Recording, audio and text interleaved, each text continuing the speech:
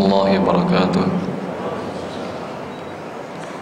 Alhamdulillah rabbil alamin, hamdan katsiran tayyiban mubarakan fi kama yuhibbu rabbuna wa yarda. Wa nusalli wa nusallim wa nubarik ala nabiyyina Muhammad ibn Abdullah wa ala alihi wa sahbihi wa man ihtada bihudah wa ba'd. Kaum muslimin, kaum muslimat yang dimuliakan oleh Allah Subhanahu wa taala. Ini pertemuan pertama kita setelah bulan Ramadan.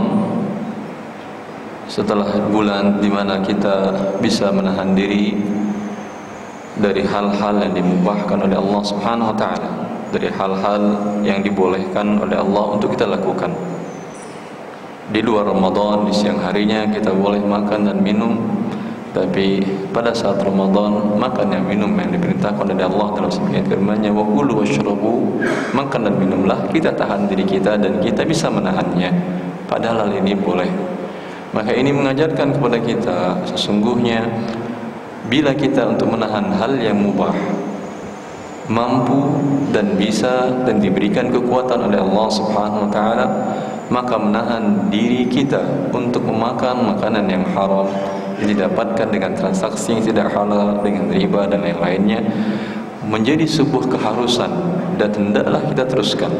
Jangan selesai saat Ramadan kemudian kita melakukan apa yang dilarang oleh Allah Subhanahu wa taala.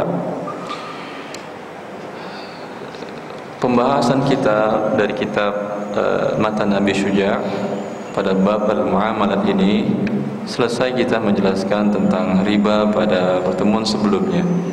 Sekarang kita lanjutkan pembahasan tentang jual beli gharar. Al-muallif rahimahullah berkata,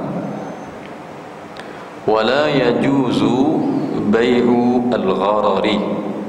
Wala yajuzu bai'u al-gharari. Kata al-muallif rahimahullah, dan tidak boleh menjual gharar, jual beli yang mengandung unsur gharar.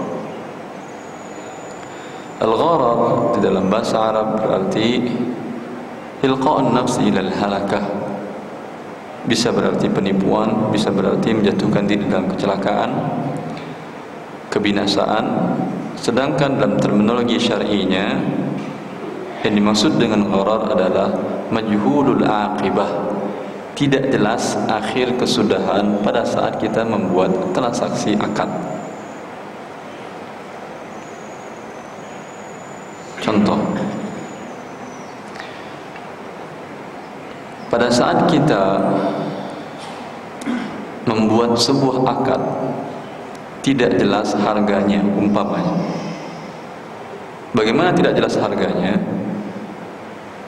Karena ketidakjelasan bisa dalam harga, bisa dalam barang, bisa dalam waktu pembayaran, bisa juga. Tidak jelas harga, umpamanya ini saya jual rumah ini kepada Anda dengan cara tidak tunai selama 10 tahun atau selama 10 bulan atau 10 tahun, boleh, tidak ada masalah. Harganya umpamanya 100 juta rupiah. Kalau Anda maju pembayarannya setiap tahunnya, maka saya berikan potongan 1%. Di sini harga menjadi jelas atau tidak jelas lagi? Harga 100 juta. Pembayaran ya, selama 10 tahun. Kalau maju setiap tahunnya maju, umpamanya jadi 9 bulan, 9 tahun, maka diberikan potongan 1%. Dibayar 8 tahun, diberikan potongan 2%. Dibayar selama 7 tahun, 3%, dan seterusnya. Sekarang berapa harganya ini? 100 juta kah atau kurang? Kurang 100 juta. Dan tidak jelas. Tidak jelas ini. Ya. Ini termasuk diantara jual beli gharar yang dilarang oleh Rasulullah SAW. Rasulullah SAW dalam hadis riwayat oleh Imam Muslim dari Abu Hurairah bahwa naha Rasulullah SAW an bai'il hasa wa an bai'il gharari, bahwa Rasulullah sallallahu alaihi wasallam melarang jual beli batu kerikil dan dari jual beli gharar. Yang dimaksud dengan jual beli al-hasah ini, batu kerikil, bukan kerikil dalam jual beli, bukan. Maksudnya adalah al-hasah, biasanya orang-orang jual beli kain, diletakkannya beberapa jenis kain, lalu dilemparnya batu kerikil ke atas. Dia mengatakan, di mana jatuh batu ini kepada salah satu kain, saya jual dengan harga sekian dirham atau sekian dinar, atau dikatakan 1 dinar. Bisa jadi batu ini jatuh kepada kain yang bagus, bisa jadi kepada kain yang tidak bagus, bisa jadi juga jatuh kepada kain yang tidak Anda suka. Bagus memang, tapi Anda tidak menyukainya. Ya.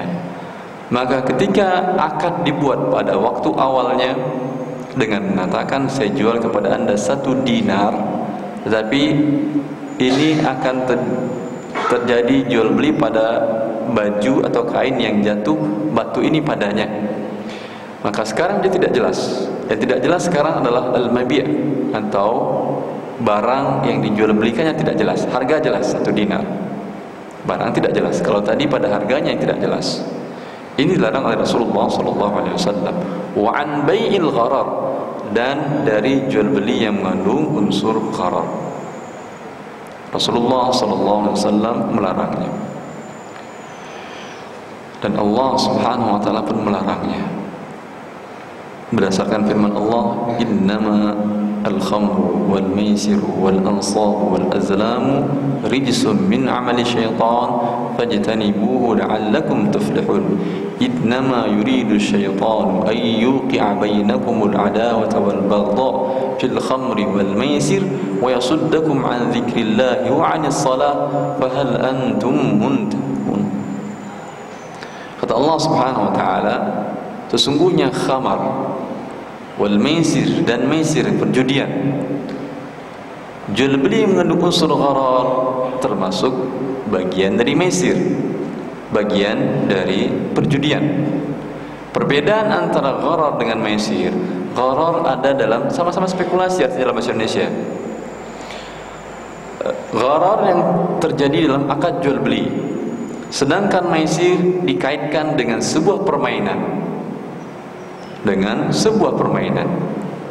Ya, ini dinamakan dengan maisir. Dikaitkan dengan sebuah permainan dan diambil hak orang lain tanpa dengan cara yang benar, dengan cara yang batil. Dia mengatakan kepada temannya, ada umpamanya sebuah pertandingan sepak bola atau olahraga atau apapun juga, dia mengatakan, kamu pasang 1 juta, saya 1 juta. Nanti mana jagoan kamu, mana yang saya jagokan, siapa yang kalah, ya, siapa yang menang, jagoannya dia mengambil uang saudaranya. Ini tidak jelas siapa yang akan mendapatkan uang ini. Pada saat mereka melakukan akad, tidak jelas siapa yang mendapatkan uang ini. Bisa jadi A, bisa jadi B. Pun tidak jelas akadnya, karena dikaitkan dengan permainannya, dia tidak ikut bermain dalam hal tersebut. Ya, maka ini termasuk bagian maisir dan juga merupakan gharar. Teman bedanya gharar dalam akad jual beli, kalau ini dalam akad permainan. Ini perbedaan maisir dengan gharar. Intinya sama-sama tidak jelas.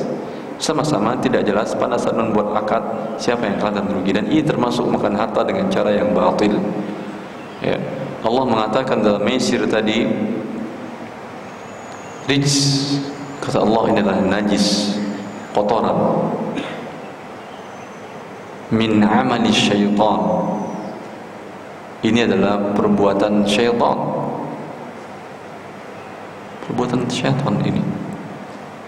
Fajtanibu, maka hindarilah, la'allakum tuflihun, agar pasti kalian mendapatkan kemenangan.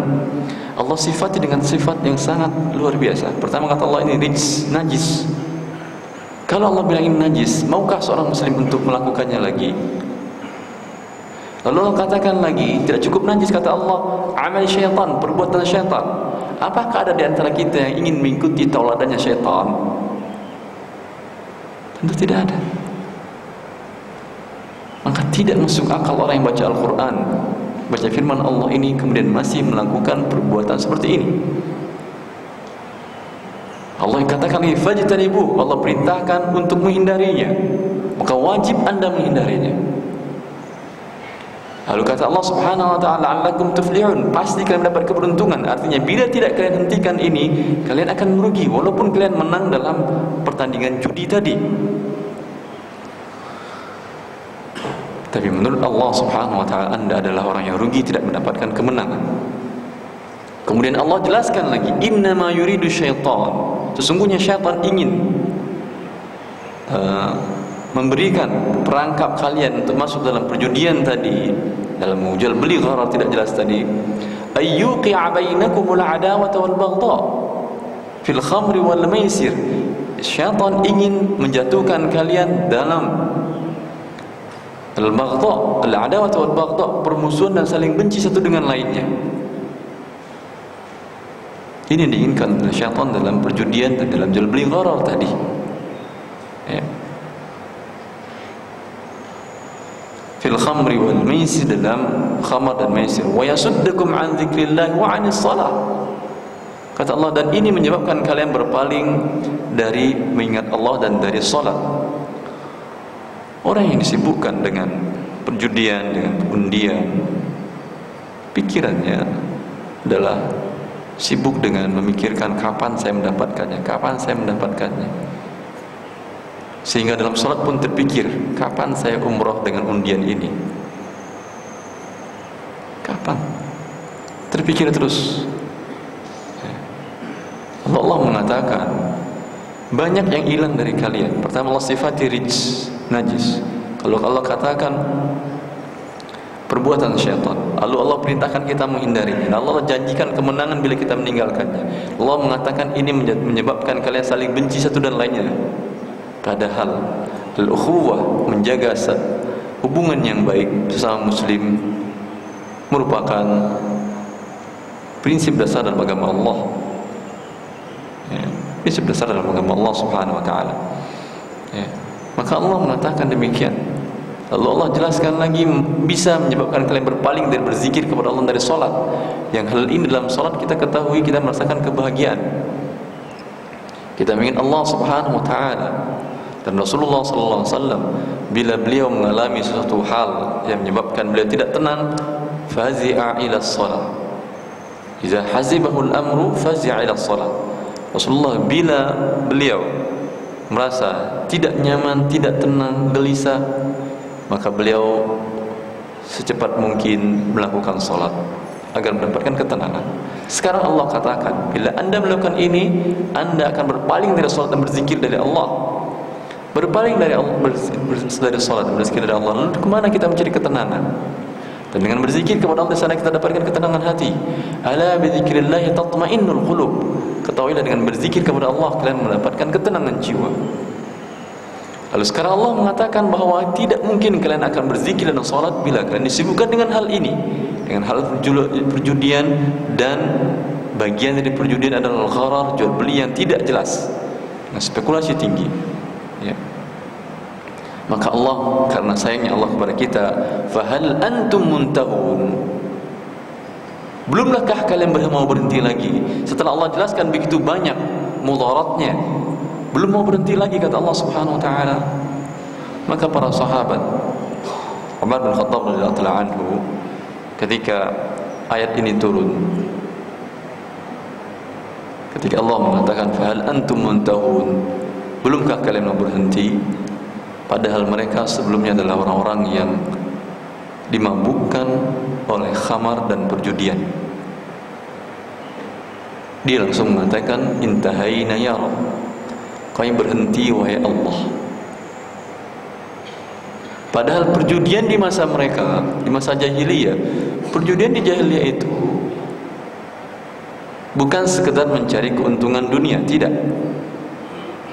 Ada niat sosialnya mereka, ada misi sosial dalam perjudian tersebut.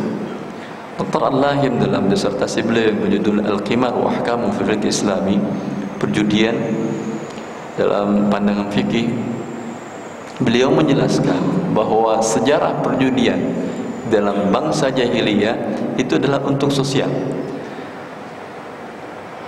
Berbeda dengan jahiliyah sekarang. Dahulu mereka berjudi, tidak setiap hari mereka berjudi, tidak setiap saat, tidak setiap musim. Mereka berjudi pada musim apa? Musim dingin saja.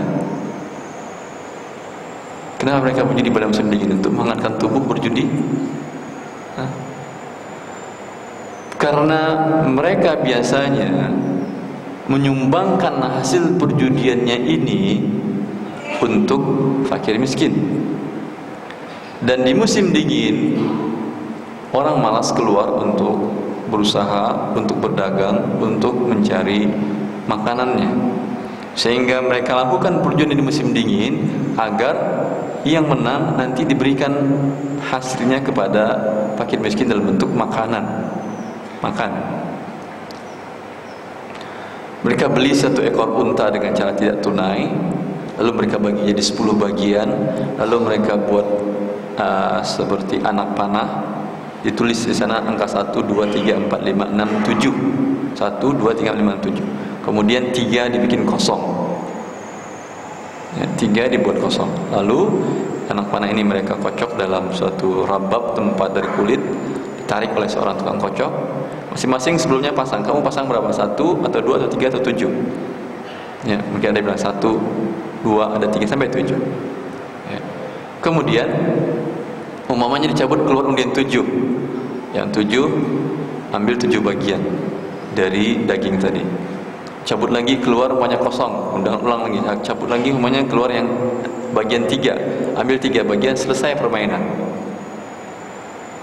Yang pilih 1, 2, 4, 5, 6, mereka bayar harga unta tadi berdasarkan bagian masing-masing. Dibagi rata, bagi 1 bagian 1, 2, 4, 5, 6. Jadi berapa ini? 19. Ya, kemudian mereka bagi rata harga tersebut berdasarkan bagiannya. 1 bagian, yang 2 bagian, yang 4 bagian, 5 bagian, 6 bagian. Yang menang biasanya menyumbangkan daging ini untuk kebutuhan fakir miskin. Tapi demikian pun, walaupun demikian, tetap Allah Subhanahu wa taala haramkan. Karena bila ingin menyumbang, bukan begini cara menyumbang. Bila Anda ingin menyumbang, bukan dengan perjudian. Bila Anda ingin mempererat hubungan satu dengan lainnya, juga bukan dengan perjudian, bukan dengan jual beli gharar, bukan dengan jual beli gharar yang tidak jelas.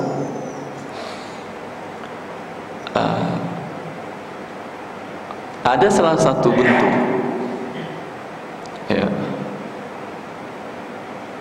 bagian dari jual beli gharar dengan tujuannya baik.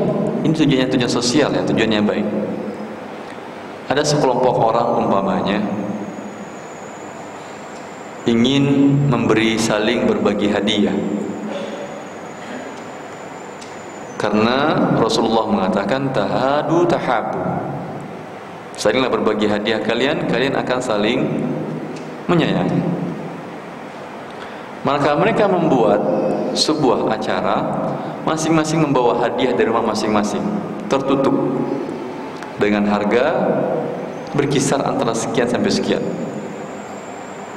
Lalu setelah mereka melakukan sebuah acara, mereka saling berbagi hadiah, saling menukar hadiah satu dengan lainnya. Ini termasuk gharar atau tidak? Jelas atau tidak yang ditukarnya ini? Tidak jelas kan? Tertutup dengan tertutup. Tukar tidak jelas dan tidak jelas. Termasuk gharar dan termasuk perjudiankah? Iya, termasuk. Bukan termasuk dalam hadis Nabi saling memberi hadiah, bukan. Ini saling bertukar hadiah. Berbeda, ya. Memberi hadiah, Anda berikan kepada seseorang tidak mengharapkan sesuatu. Wala tamnun tastakthir. Jelas, Anda berikan kepada seseorang tanpa mengharapkan sesuatu. Nanti dia memberikan hadiah pada kesempatan lain, tidak ada masalah. Tapi dalam satu majelis, satu tempat, Anda berikan barang, Anda terima barang dari dia, ini yang terjadi jual beli, bukan memberi hadiah. Bukan memberi hadiah, yang terjadi jual beli, tukar menukar. Jual beli yang tidak jelas barangnya karena tertutup di dalam bungkusan, maka ini murni adalah gharar, murni gharar, sehingga yang terjadi niatnya baik, ingin membuat hubungan baik, tapi ternyata ketika dibuka bingkisan di rumah, kecewa dia. Oh, cuman kayak gini dah saya dapatkan hadiah, kayak begini banyak saya punya, ada kayak gini saya nggak inginkan yang ini. Kalian tukar menukar. Tapi kalau anda murni memberikan hadiah, seperti anda buat hajatan atau seseorang datang memberikan hadiah, ya, tanpa anda berikan sesuatu kepada dia, walaupun hadiah tidak berharga, anda terima kan, karena tidak ada imbalan. Ketika anda tidak ingin, berikan kepada tetangga atau kepada orang lain yang ingin, yang lebih berharga bagi dia, tidak ada masalah. Tetapi langsung dalam satu majlis tukar menukar barang dengan barang, maka ini termasuk jual beli al-gharar, termasuk jual beli al-gharar yang dilarang oleh Rasulullah, dilarang oleh Allah Subhanahu wa taala. Termasuk dalam jual beli gharar yang tidak jelas juga yang dilakukan sekarang, seperti membuat sebuah hajatan, buat bazar atau apa namanya, festival atau apa, kemudian dibuat panitia membuat sebuah bazar ini. Setiap yang orang yang masuk ke tempat bazar atau festival ini mesti bayar tiket. Bayar tiket mungkin 5.000 atau 10.000. Tiket ini nanti akan diundi dan akan mendapatkan hadiah. Apa hadiah biasanya? Mesin cuci kah atau apalah, hadiah bentuk yang ikut tadi. Dan mereka menyatakan bahwa hasil dari acara ini akan digunakan untuk dana sosial, menyumbang untuk baik fakir miskin atau panti asuhan dan lain-lain. Ya. Hadiah ini diambilkan dari bagian harga tiket. Kalau harga tiket umumnya 10.000, 2.000 atau 1.000 rupiah disisihkan untuk hadiah. Yang 9.000 lagi umpamanya 4.000 untuk biaya operasional. Yang 5.000 lagi ini yang akan disumbangkan. Ya. Banyak seperti ini acara orang. Ada kan orang seperti ini kan. Ini termasuk dalam perjudian dan gharar. Tidak jelas. Anda bayar yang 9.000-nya jelas, yang 9.000-nya jelas, 4.000 untuk operasional, 5.000 untuk sumbangan. Jelas kalau yang ini kan?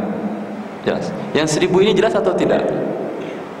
Tidak. Yang 1.000 ini akan dikumpulkan memberi hadiah. Ketika Anda membayar 1.000 tadi, tidak jelas apakah Anda akan mendapatkan barang atau tidak. Maka ini bagian dari gharar dan perjudian. Tidak jelas apakah Anda akan mendapatkan barang atau tidak. Bila Anda dapatkan barang, Anda beruntung, cuma bayar 1.000 dapat mesin cuci. Bila tidak mendapatkan barang, Anda rugi. Anda katakan, saya sudah menikmati tempatnya, suasananya, sudah ada bayarannya, 4.000 tadi operasional. Oh, saya turut menyumbang juga, ada uang ini yang dialokasikan untuk itu, 5.000 rupiahnya. Yang 1.000 ini tidak ada imbalan. Maka ini makan harta manusia dengan cara yang batil dan membuat sumbangan dana sosial dalam bentuk perjudian sama dengan yang dilakukan oleh orang jahiliyah yang Allah telah haramkan atas mereka. Begitu juga dengan acara-acara kita, terkadang acara keagamaan, ikut lomba musabaqah Al-Quran umpamanya, atau lomba olahraga apa atau apa, Anda ditarik uang pendaftaran. Tarik uang pendaftaran, lomba olahraga atau pertandingan apa. Kemudian bila Anda menang, Anda mendapatkan hadiah. Bila kalah, tidak mendapatkan apa-apa. Dan hadiah ini diambilkan dari uang pendaftaran, diambilkan dari potong dari uang pendaftaran, sekian persennya untuk hadiah. Seperti kita katakan tadi, Anda pendaftarannya sekian, 100.000 rupiah umpamanya, setiap klub setiap orang, ya, maka sekian ribunya disisihkan untuk hadiah. Yang untuk yang lainnya tidak ada masalah, tapi yang untuk yang disisihkan untuk hadiahnya ini sekarang tukar menukar tidak jelas. Anda tukar uang umpamanya, bila disisihkan 5.000 untuk hadiah, 5.000 dengan sesuatu yang tidak jelas. Kalau dia mengatakan, bukankah saya dapat manfaat juga, sudah olahraga, manfaat Anda sudah Anda bayar dengan biaya operasional. Yang ini yang 5.000 yang disisihkan untuk hadiah, tidak ada imbalan ini, tidak ada imbalan.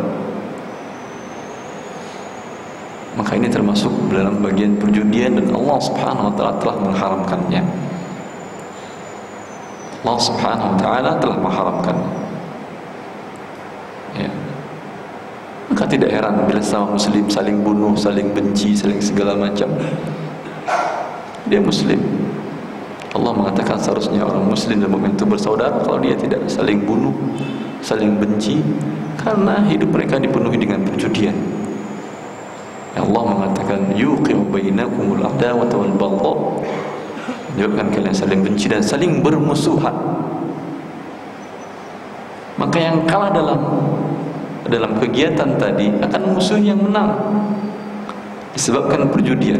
Kalau sama-sama main saja tanpa ada bayar, atau yang bayar adalah pihak ketiga, silakan. Ya. Maka hendaklah kita sebagai muslim perhatikan ini dengan baik. Dan juga dalam keseharian kita yang banyak gharar, ya, seperti yang lebih besar dari itu, yang hampir semua orang tidak terlepas darinya, asuransi. Bukankah ini mengandung unsur gharar yang jelas dalam asuransi? Anda bayar premi, jelas bayarnya sekian, sekian, sekian, sekian. Kemudian bila terjadi risiko dipertanggungkan, Anda mendapatkan uang dalam jumlah sekian. Ini juga jelas jumlah uang yang diterima, jelaskan. Tapi kapan Anda terima, jelas atau tidak? Tidak jelas. Bisa jadi baru sekali bayar premi, Anda terima uang yang jumlahnya besar sekali. Bisa jadi selesai sudah Anda bayar, tidak Anda dapatkan apapun juga. Maka para ulama kita, ulama internasional, seluruh para ulama yang bersidang di Jeddah, pusat di Jeddah di bawah UKI, Majma' al-Fiqh al-Islami Lembaga Islam Internasional, telah memfatwakan mulai tahun lama, semenjak tahun 78 sudah memfatwakan bahwa asuransi tersebut haram. Dan sebelumnya salah seorang ulama dari mazhab Hanafi bernama Ibnu Abidin pada abad ke-12 Hijriah, dia telah mengharamkan asuransi yang pada waktu itu terjadi antara kaum muslimin dengan orang-orang kafir di Italia, yang mereka namakan waktu itu Saukarah namanya. Asuransi laut dinamakan Saukarah di waktu itu, di mana setiap pedagang muslim yang ingin berdagang ke negara kafir, ya, yang akan membawa barangnya melalui laut, maka orang muslim ini boleh membayar uang sejumlah sekian kepada perwakilan orang kafir di negara muslim. Kalau barangnya di kapalnya tenggelam atau barang tidak sampai ke negara tujuan, ya, maka di negara tujuan akan membayarkan kerugian, seluruh kerugiannya. Ditanyakan kepada Imam Ibnu Abidin pada masanya dia, beliau mengatakan hadza ilzamu ma lam yaltazim. Kata dia, ini mewajibkan dirinya untuk menanggung sesuatu yang tidak pantas dia tanggung. Apa hubungannya kapal karam dengan uang ini bayarnya? Bukan dia yang menyebabkan kapal karam sehingga harus menanggung kerugian, tapi itu yang mereka buat sehingga dia mengatakan ini haram. Itu pada awal abad ke-12 Hijriah. Sekarang sudah abad 15. Semenjak itu sampai sekarang para ulama kita mengharamkan asuransi tersebut. Ya. Kalau kita katakan bukankah ini sebuah kebutuhan manusia dan mesti untuk kenyamanan, rasa aman kita menghadapi kehidupan ini, Dan apakah Islam mengharamkan sesuatu yang menyebabkan makhluknya menjadi aman dan nyaman? Ya, ini syariat yang buat Allah Subhanahu wa taala. Allah yang buat syariat ini. Bila Allah haramkan, maka tidak ada kenyamanan di situ. Pasti. Cuman bagaimana Anda memahaminya? Bila Allah mengharamkan, maka tidak ada keamanan di situ dan tidak ada kenyamanan. Dan silahkan Anda lihat orang yang melakukan hal-hal yang diharamkan oleh Allah ini, dia tidak pernah mendapatkan kenyamanan dan keamanan. Karena dia menentang firman Allah, melakukan perjudian. Lalu apakah ada solusi dalam Islam? Ada solusi dalam Islam. Oleh karena itu pada tahun 78 para ulama